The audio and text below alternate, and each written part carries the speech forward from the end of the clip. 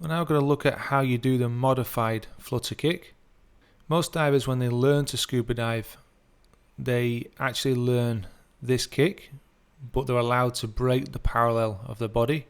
So we say modified as that doesn't happen. This is a useful kick for short distances, in my opinion. You're much better off with a frog kick for normal swimming. If you start on a bench again, we can take a look at the finer details.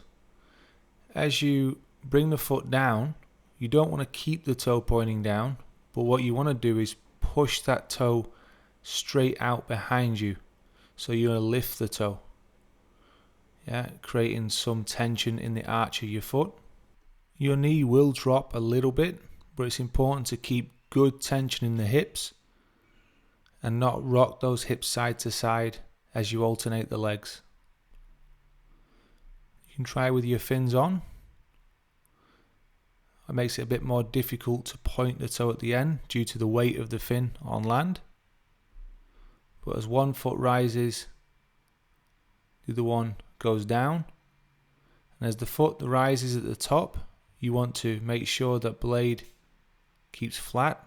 As it goes down, it points out straight behind. So you're cycling the legs one after the other.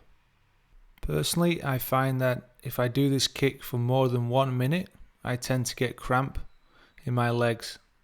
This is due to maybe not practicing it a lot, but that's because I use frog kick for the majority of the time. One of the biggest problems I see is that the foot angle is left either with the tip of the foot pointing down or at the top, the foot rising. So it's important that you think about that foot angle as you make the kick. The diver on the left here doing it correctly, and you see the diver in the background, the fin tips are rising up. Just think at the top of the kick, the fin blade is flat. As you extend the leg out, you point the toe straight out so you maximize the glide. You should have a slight pause at the end of each kick, just so you maximize the little bit of glide that you're getting.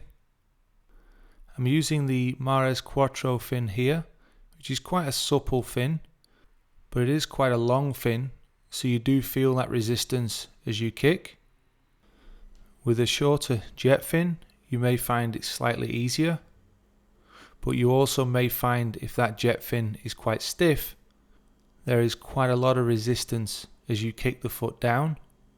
What's important is when you're testing different fins out, that you should go through the full range of kicks.